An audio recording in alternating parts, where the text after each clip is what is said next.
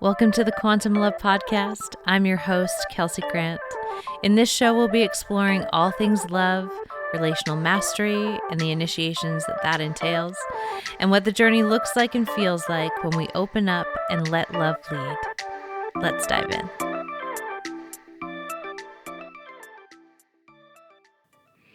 Hello, friends. Welcome back to the podcast. In today's episode, we are going to kind of piggyback on last week when we were talking about the one who got away. It's kind of a necessary conversation we have to have first before we can go into what we're going to talk about today, which is about the pattern of reminiscing and what it really is here to reveal to us. So obviously there is an element of fantasy that can be associated with reminiscing. But because we covered that so much in last week's episode, my invitation is to just go back and listen to that episode if you haven't yet and kind of get the lay of the land about a fantasy pattern. And we're not really going to be talking about a reminiscing pattern from the position of it being a fantasy eject out of reality pattern, even though it can very much be used that way. And we're going to go a layer deeper today, which I'm very excited. So I first want to talk about reminiscing just practically, just so that we kind of get this out of the way, and then we'll go a little bit deeper. So when we are reminiscing, what's happening is that we are thinking about all of the positive aspects that have happened in a previous relationship or maybe a previous part of a relationship. Maybe you're reminiscing about the beginning of your relationship where things were really smooth and really magical and you were in the honeymoon phase and you're reminiscing about that phase because you're in the power struggle. And if you heard last week's episode, you will know a little bit more about that. And so if we are in, a gritty chapter of our relationship, it's very likely that we might start reminiscing about the glory days of that relationship where things were smoother, they were brighter, you were more connected and in sync with each other because, the certain parts of your shadow hadn't come to the surface yet. And, this is a natural progression in a relationship. So we might do that in a relationship. We also might kind of default into reminiscing about a previous relationship, both as a coping mechanism if things are really tough and challenging in your current relationship, or if you are feeling lonely, if you're single, or if you're just at a period of life where things are a little bit harder for you. It's a normal coping mechanism to want to think about times where it was good and it was smooth and it was a little bit brighter. So there's nothing wrong with that. We just want to address that happens. And the thing about reminiscing, though, is that it is only focused on the bright aspects. So if we are in a relationship or even if we're single and we're thinking about a previous relationship, we got to remember that reminiscing will only have us see the best parts about that relationship. And our memory isn't exactly the most accurate thing. Like we do a lot of cognitive distorting in our minds, and our memories can distort what really happened. And then you add time and then meaning making on top of that. And what we might be remembering might not actually be the truth, let's say. Let's just call it what it is. It might not be the truth of what happened. We tend to romanticize things the more spaciousness we have with them. So it's very possible that even our reminiscing about the past is a romanticization of what really happened. And it really does omit all of the parts of the relationship that were crunchy, that were challenging. I mean, if it's a past relationship, there is a reason why that relationship ended. And so when we go into reminiscing, it's fine to like dabble in there for, a couple minutes and like escape reality if you need to. But it's also very, very important that you remind yourself, like, okay, I am just fixating on the best parts here. I'm not actually remembering the parts that were challenging. And I need to remember all of it in order to stay rooted in the present, to, really stay aligned in my own life. And if we can just remember that, a relationship ends for a reason. And if things were all sunshine and rainbows and super, super aligned, that relationship wouldn't have ended. It wouldn't have fallen apart, but it fell apart. It ended for a reason. And sometimes we don't want to look at what that reason is. We don't want to deal with the fact that, there are parts that I played that contributed to that ending. There are parts that they played, and maybe we just weren't a good match, or whatever the reason is why it ended. It's harder to look at the reality of that and start to digest it. So that can be one of the reasons why we default into these fantasy patterns, reminiscing being one of them. And, when we can just be with the reality of what happened. So the reality is that there were both these really wonderful things that happened in the relationship, and there was stuff that was incongruent. There was stuff that didn't work. There was stuff that just wasn't workable. Otherwise, you would have kept working at it. And both people would have, stayed committed to that process. But when a relationship has gone as far as it can go, the most loving thing we can do is let it go. And the moment that you know that it's time to let a relationship go is when both people are no longer all in. And that's a hard thing for our egos to really be with.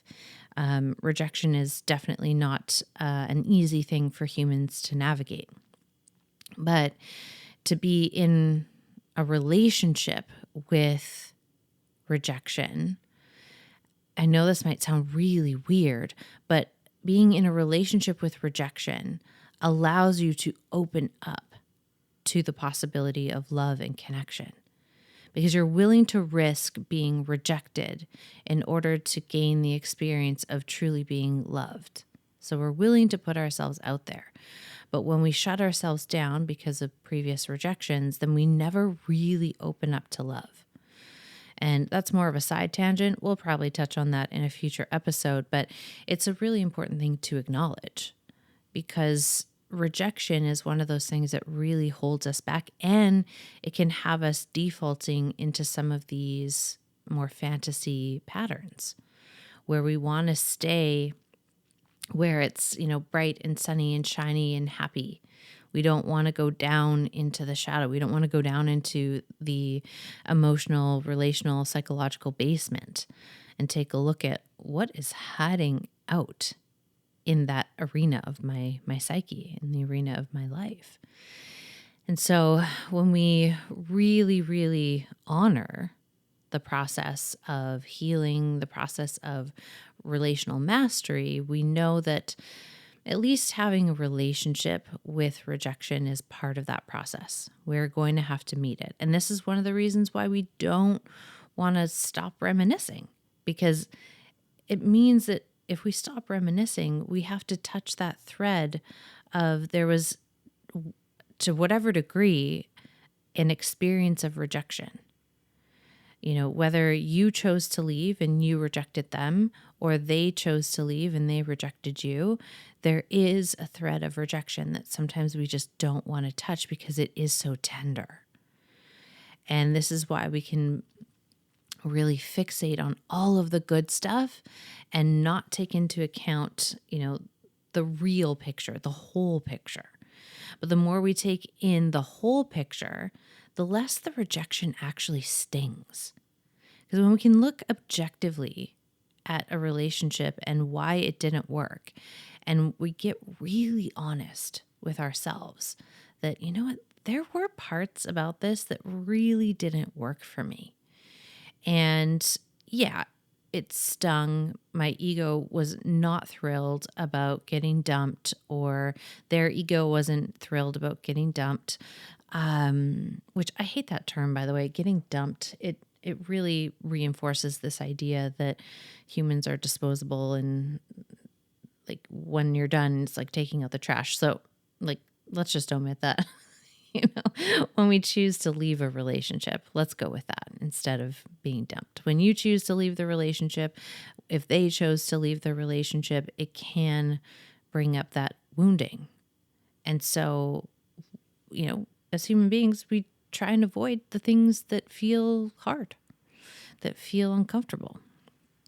And to really move in the direction of relational mastery and like having that relational dream in your heart come to fruition through your conscious creation of it, really does require you to look at the whole picture. So when you notice that you are reminiscing, give yourself some time there, play there if you want to, and then ground it. Ground it by looking at the things that weren't actually working. This is the reason why we broke up.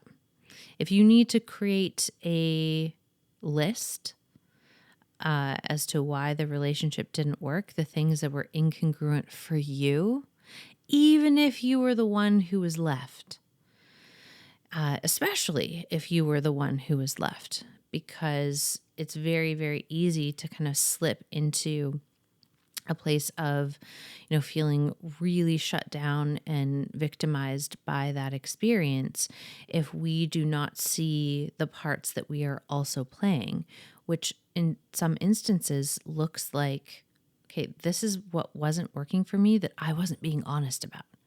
I was hoping that it would magically change, or that it would just go away, or that they would magically become a different person. And, I wouldn't have to face this part that really wasn't working for me. And when you get really honest about the thing that wasn't working for you, it's so much easier to take an ending of a relationship and not take it so personally. To not make that rejection mean something about who you innately are, and not make it mean something about your innate worthiness. So, just want to say that off the hop, that it's important that we look at the whole picture of the relationship and not just discount all of the stuff that wasn't working and just like pretend that wasn't there while we fixate on this, romanticized idea of what happened. So that's, the first place we need to address. Now we get to take it down into a nice juicy layer. So whenever we are reminiscing, there is an opportunity here to really build in more nourishment, more fulfillment, more alignment into your life. Hear me out. So when we are in that moment of reminiscing, the next time you're in it, pay attention to what you are thinking about. What are you reminiscing about specifically? And it really means nothing about the person that you were in the relationship with, but more so when we're reminiscing, what we're really after is a certain feeling, a certain emotion that was present in that moment of the relationship. So there might be a certain feeling, a certain emotion, a certain experience, a certain value that was really being nourished at that time. And when we default into these reminiscing moments, it'll often take us to the times where a certain degree of our needs were getting met. And that felt really good. And so if we distill that down, if we look at, okay, well, what are the core values that were operating at that point in time? What were the experiences that I was having? What were the emotions and feelings that I was feeling? And distill it down. Get to the gold. figure it out. What is it that was going on there that really, really brought me to life? Because we don't go and reminisce about things if they haven't brought a certain part of us to life, which is really great news. So when you are able to see what that content is, you see what is actually happening there, it becomes less about the other person and that relationship and more to do with these are things that I actually need in my day-to-day life. And I also would like to build them in to either my current relationship or any future relationship that I have. So it actually helps you become more intentional with how you are investing your time and your energy in your day-to-day life, but also how you're generating a new relationship. So I'll give you an example. I have one former partner who I often catch myself reminiscing about. And when I really distilled it down, like I was clear that I didn't want to be in a relationship with him again because I'd landed the plane on while we did have a lot going for us in our relationship, there were some things that really didn't work. One of them was our mismatch when it comes to spirituality. As it turns out, that's something that's really important to me. I didn't know that about myself going into the relationship, but I did discover that through our relationship. And so it was one of the things that really had us go on very different paths. And it's not that spirituality has to express the exact same way. It's that for me, spirituality needs to be a part of that person's life, a part of who they are. And that just wasn't something that he was interested in exploring at that time. Maybe he has since our relationship ended. I don't know. But at the time, that was a big thing, a big, big thing. And then when I look at, who I was being in that relationship, at the time, I had terrible conflict skills. Like I would be the one who was like popping off and like losing it whenever I got triggered. And I did not want to be that person. But because we'd grooved that into our relationship for 4 years, it was a really hard thing to kind of untangle from, especially at that point in my life. Like I was 27 when our relationship ended. I think I was 20, well, maybe, I don't know, 23, 24, I don't know. But we dated for nearly 4 years and I was young. I was in my mid-20s when I dated him.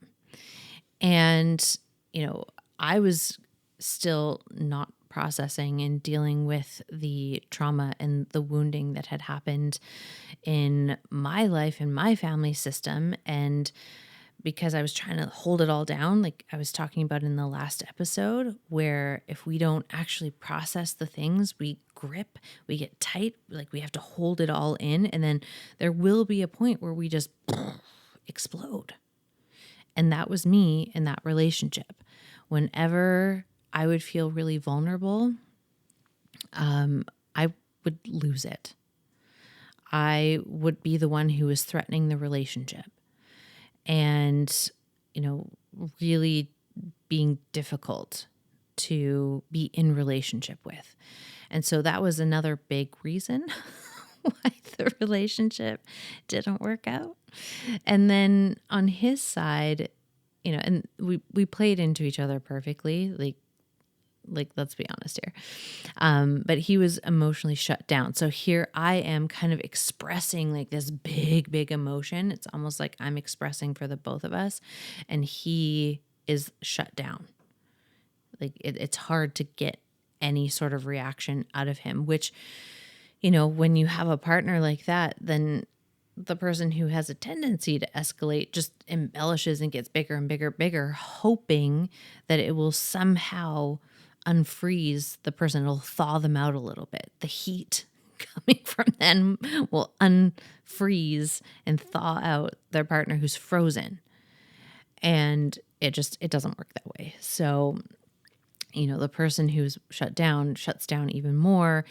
And, even though I wasn't the most emotionally healthy at the time, I also knew that I wanted a partner who could feel things and express their feelings and, be able to move in that direction with me and grow in that direction, which wasn't the case at that time either.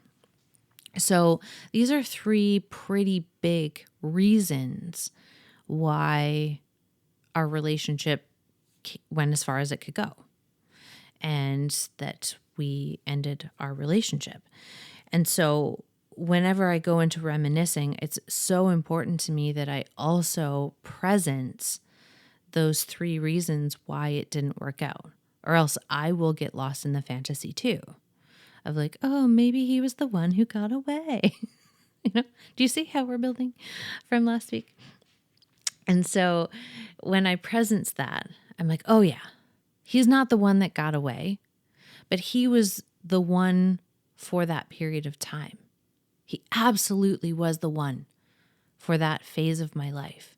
And I can't think of anyone better that I would have loved to go through that journey with. And yeah, does it make me sad that we couldn't find a way through? Absolutely. But I also, am honest. You can't drag someone in a direction that they don't want to go. You can't make someone want to do the work that they don't want to do. While I was interested in moving on this path and moving at a certain pace, it doesn't mean that he was interested in that path, or that even if he was, that he would have been maneuvering at a similar compatible pace. So there's a lot of stuff there when it comes to why we could only go as far as we could go. And, and that's fine. That's totally fine. And so when I really go into those phases of reminiscing, what I had to do was I had to distill down, okay, what were the parts of this relationship that were really great? And so the things about that relationship, the things that were really present in that relationship, there was a lot of creativity. We were both musicians. We did a lot of creative music and magic together. So my creativity was really being fueled on a daily basis. There was a lot of collaboration in that relationship, even though we kind of fumbled on the more romantic side of like working as a team sometimes. As bandmates, there was this natural collaboration that would happen between the two of us. Like I was really open to learning from him and receiving his feedback, and he was open to mine in that domain. So we were getting that element of collaboration. And then there were other ways that we would collaborate just in our day-to-day life. We would collaborate. We loved cooking together. And so there was creativity, collaboration, creation that was happening there on a daily basis outside of the music studio. And like those things really, really fed me. There was a lot of play, creativity, play, exploration. Like these things were really important to me, and they still are. There's a lot of quality time in that relationship. We spent a lot of time together. And because we had a lot of overlapping hobbies, preferences, things that we just loved doing, passions, like the things that we liked were very compatible. So spending time together was pretty effortless because no matter what we were doing, we were both enjoying it. And so it was really important for me to get clear of like, okay, that is what, like the form of the relationship. This is what's kind of the underbelly. These are the values that really bring me to life. So whenever I am off in reminiscing land, I now see that as a signal that any one of these, values may be malnourished currently in my life. So then it's my responsibility, my job to take some inventory in my life. So is that need for creativity and collaboration, play, creation, quality time, connecting with my hobbies and my passions, are all of those on? And if so, like, how well nourished are they? Because guaranteed, every single time that I've caught myself in the pocket of reminiscing, at least one of those core values of mine is malnourished at that particular juncture. So now I have a pathway out. I now can take a look at, like, oh, which one of these is not being fed? And then how do I feed it today? So I'm not waiting for another relationship to fulfill this for me. I'm actively turning on these values in my day-to-day life. Now, that doesn't mean all of them have to be on every single day, 24/7. But if one has gone malnourished for a while, so let's say play. Play is one of the ones that kind of goes by the wayside when we get really serious as adults. We can forget how important it is to play. And one of the ways that I have woven that into my life is I have regular band practice with my bandmate where we get to play, we get to muck around. Like, we laugh so hard that we are crying. It's the best. And so we really get to tap that energy of play. I also have a couple other friends who are just so silly and they're goofy. And every time that I'm around them, we're just total goofballs. I have another friend that we have a history of just going to the playground and like having a play date, like literally going to play at the playground. And like, when you were kids and your friends would come and knock on the door, can Kelsey come out and play? That's literally what our friendship is. He will show up. Can you come out and play?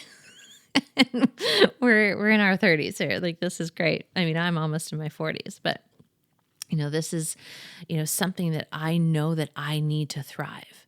My spirit, like, and I have this very deep and rich part of me. My Scorpio moon loves to go deep. And then I have my Leo sun, which is so playful. And I also have a Sagittarius moon or a Sagittarius rising. So I like have this like sparky, playful, passionate energy.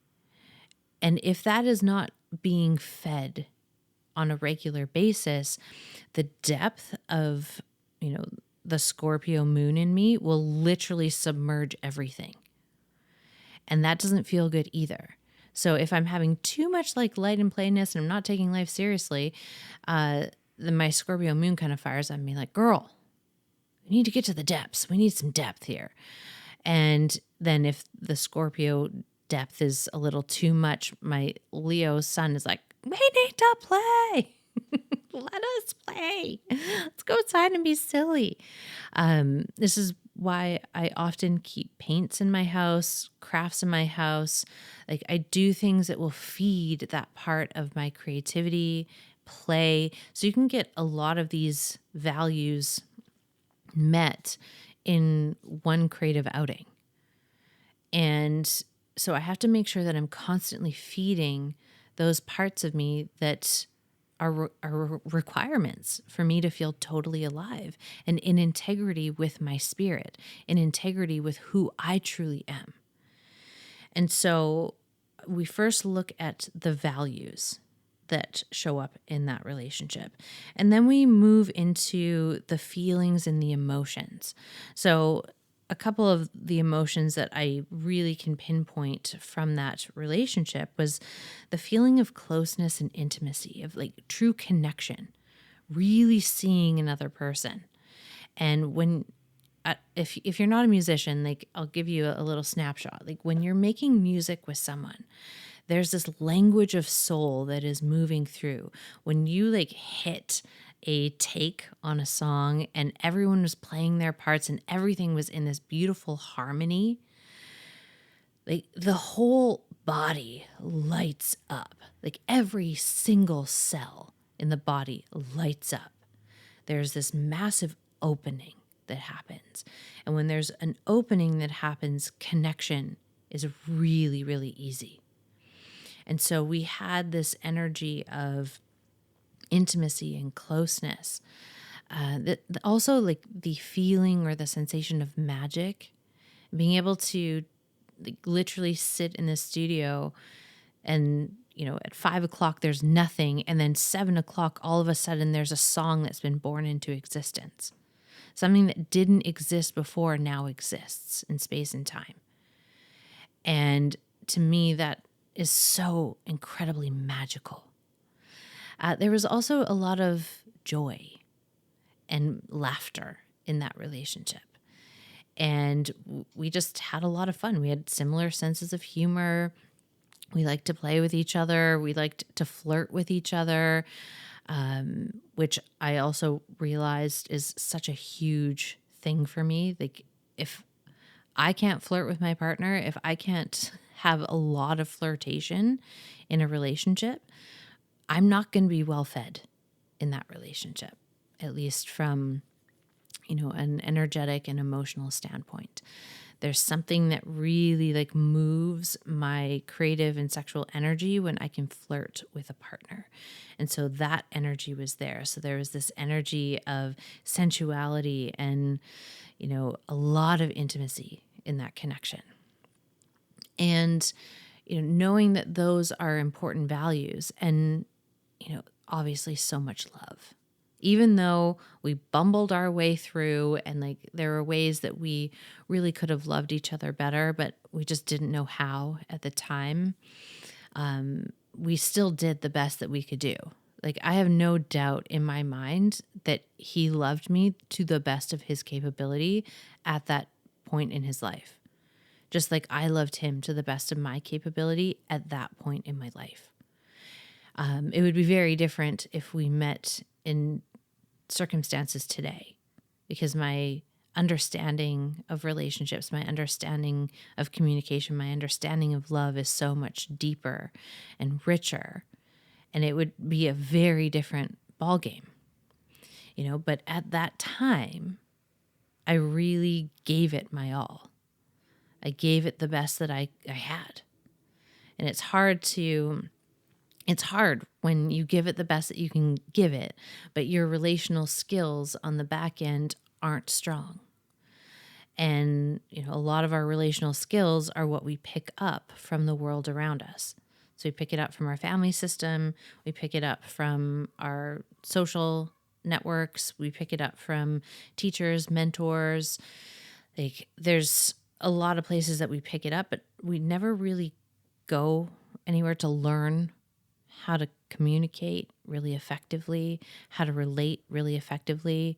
Like, there isn't a place that we get to learn that early on in our life. Of course, when we become consenting adults, like personal development, relational development is everywhere. And you can definitely find that mentorship now. But back then, like the internet was just beginning to be a thing. Like Facebook didn't even exist when we first started dating, which is wild to think about. But it was different. Like, we have way more access now, 15, 20 years later. I guess it's been 15 years later. But there's just so much more access even now. And 15 years isn't a huge chunk of time. And so when we look through this lens of like, okay, I did the best that I could do. And, I have definitely grown now. And these things that were there in this relationship that really brought me to life and I felt so nourished by, I've continued to evolve my relationship with those feelings, those sensations, those emotional experiences. So I've been able to enrich and deepen my relationship to closeness and intimacy and turn on and love, all of these energies that were so vital in our relationship. And then we want to look at what the, reminiscing is reflecting to us about our desires. So there are always going to be these desires in our heart. And, we can go through life and we can get into these funks where we're like, you know what? The thing that I want is just not possible for me. And I'm just going to resign myself to it never happening. We can do that sometimes. And it doesn't stop the relational dream in your heart from pumping. Like it's still there, regardless of whether or not you tend to it. And the more you're willing to tend to the desires in your heart, the relational dream that beats in you, the more fulfilled you're naturally going to be in your life. But the more you ignore the relational dream in your heart, or you dismiss it, or you tell yourself it's not possible for me, the more compressed, the more collapsed, the more kind of blasé life becomes. The relational dream in your heart is there for a reason. And so when we go into reminiscing, we are touching threads of that relational dream. We are touching threads of our desire. So this can be a really good imprint exercise if you are both single or if you are in a current relationship. So when you think about the scenarios like that you are reminiscing about, there's something about that specific scenario that is important to be integrated into your relationship. So when I think about this past relationship that I've been talking about,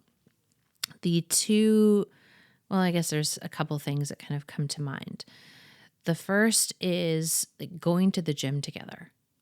I loved going to the gym with him. Like we would go off on our own and like do our own workouts, but going to the gym together, having those rituals together, really important.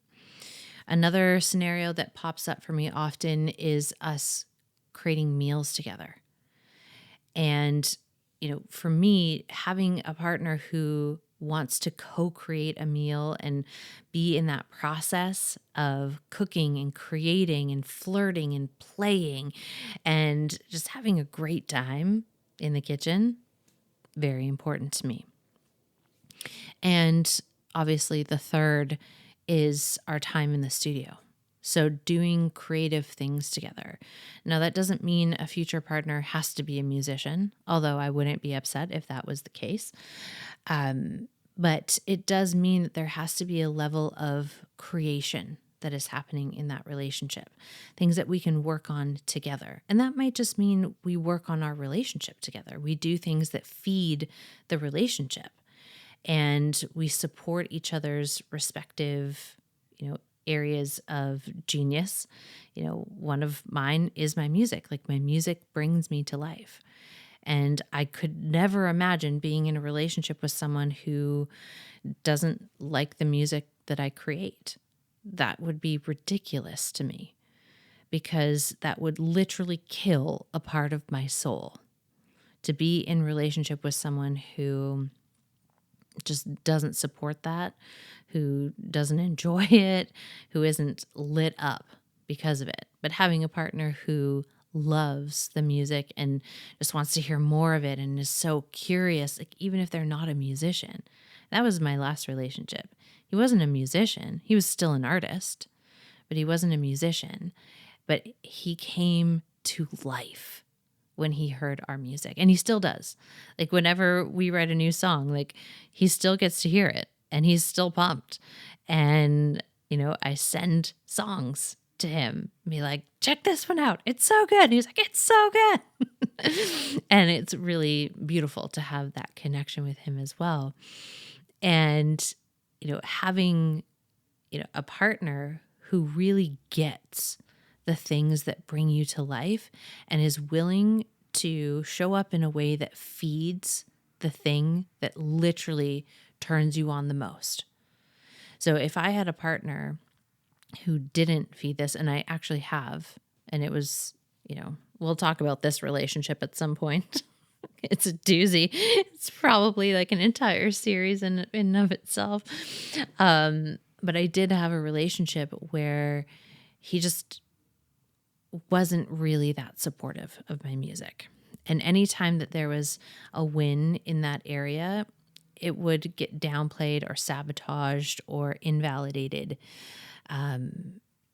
Because there's many reasons why that would happen, but that's just the experience that I had in that relationship. And it put out the light in my music. I actually stopped writing music for a while. And to me, that's really tragic because music is the language of my soul.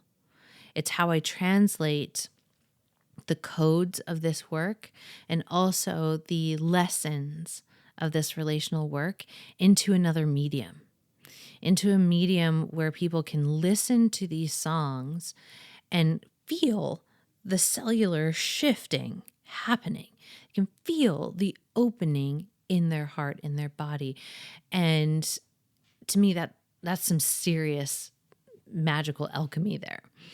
And for someone to not see the magnificence of that and not want to stoke those fires is just a non-negotiable. It's a non-starter.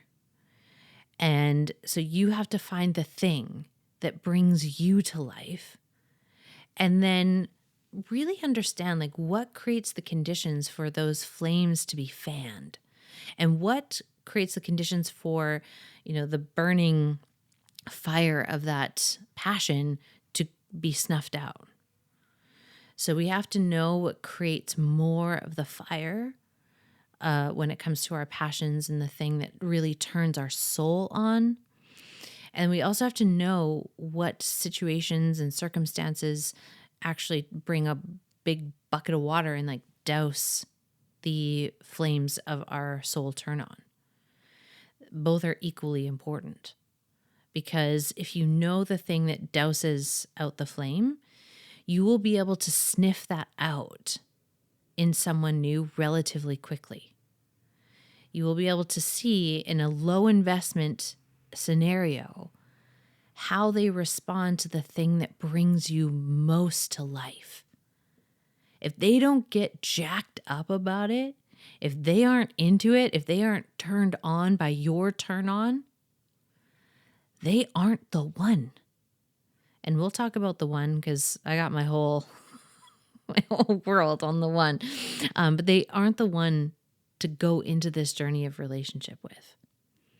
Because you will spend your entire relationship trying to convince them why this part of you is worthy, why this part of you matters, why this part of you needs to be fed, and they don't want to feed it. They can't feed it sometimes. And you will waste a lot of your life force energy trying to convert them to see you, get them to see who you truly are, when you could just start with someone who actually just sees who you are right from the get-go. And they really get how special you are and how special the gift of your soul is. And I'm not talking about special like the world of like, I'm so special, cater to me. Like that's entitlement. Like when I'm talking about special, I mean that thing that only your soul can weave into the tapestry of humanity. The unique way that your soul turns on. And you can figure out this place if you don't know what this specific thing is for you. Pay attention to the places in your life where you lose time, where you'll be doing this thing and all of a sudden 5 hours have gone by and you were just in the vortex. Any time that you are in the vortex, love's vortex, is a signal, is a big clue to what brings your soul alive. And once you know the thing that brings your soul alive, then it's up to you to figure out what are the energies that really kind of energize and amplify this soul speak, this soul calling, this soul energy? And then what are the things that immediately dampen it? The things that, slowly dampen it? So that you have that on your radar when you're vetting people. Dating is about vetting. You are vetting to see if there is enough relational alignment for you to give your commitment to a relationship with them if you're dating for partnership. Obviously, there are many other reasons to date. Dating for partnership is what I will primarily be talking about here. If you want to date casually just for the sake of dating, that's fine. But these things still matter because whoever you are combining your energy with will impact and influence you, whether you think they will or not. So if they are constantly poo-pooing your dreams and you're just casually intertwined with them, it's still going to impact what comes through you. You might not create as much. You might not feel as inspired. You might, stop taking care of your well-being. And, for our soul medicine to come through, we have to be willing to take care of ourselves. So obviously that means self-care, but also on an emotional and relational level. We have to start being a little more selective with who gets access to us, which, by the way, is what next week is about. Sing, sing. Stay tuned.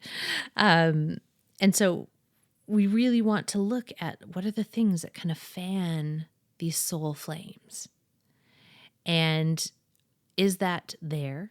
First of all, if you're in a relationship, is that there? And if it isn't, is it something that the other person is willing to co-cultivate with you? So you have to tend to it as well on your own, but then also your partner will have a part to play in that. And are they willing to play that part? Because if they aren't willing to do the thing that literally turns your soul on so that you are at your best, and this could be as simple as, words of affirmation and really hearing, let's say you're a painter, right? And you just love to paint. And the thing that really fans the flames is when someone looks at your piece of art and really takes it in and tells you how that piece of art makes them feel or what they think or what they get from the art.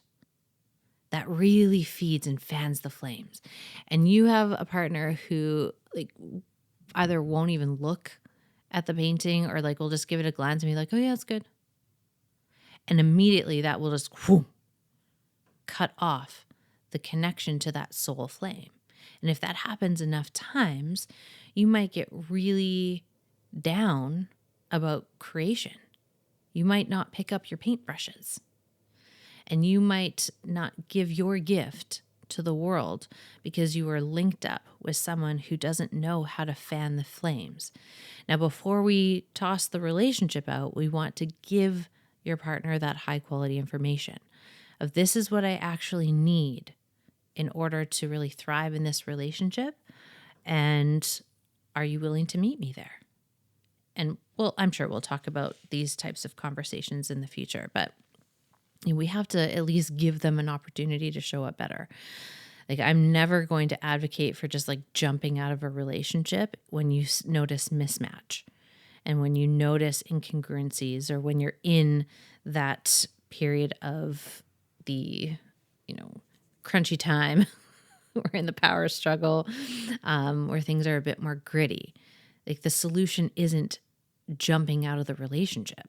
It's learning to work with the grit and giving the other person the high quality information that they need so that they can actually meet you.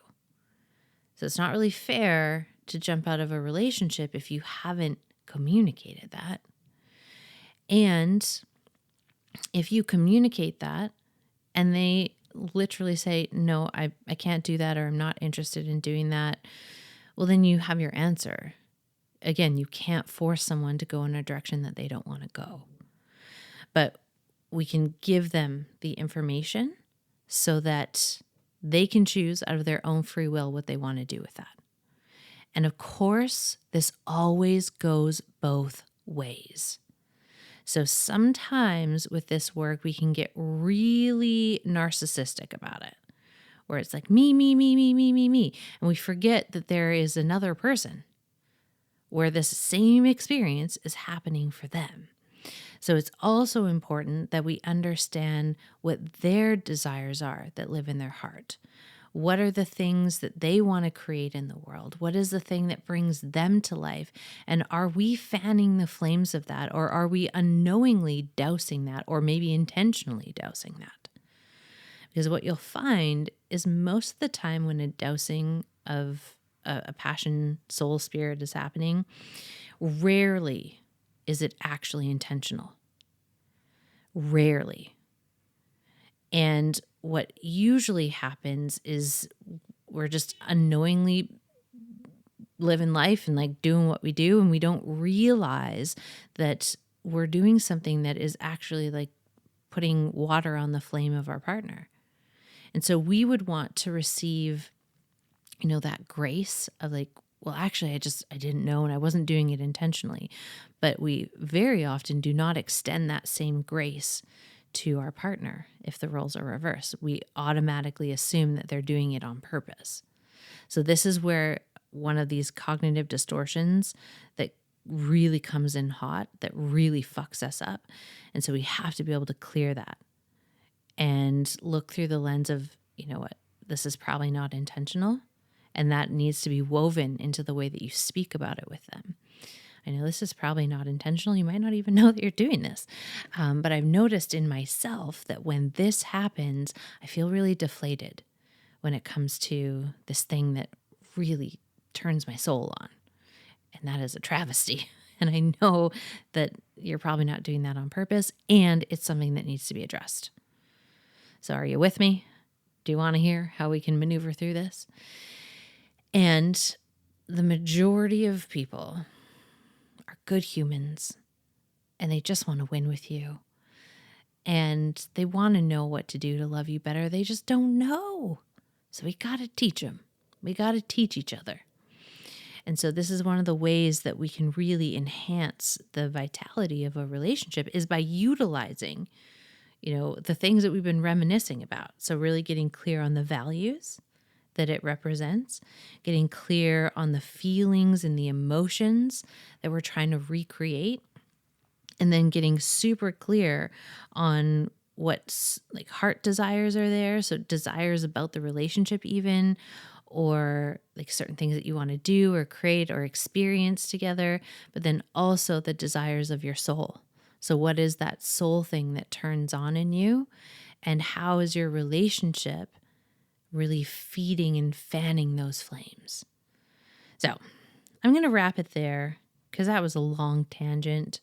And I know that will be a lot to digest in your system. But I am so excited to hear what you take away from this episode.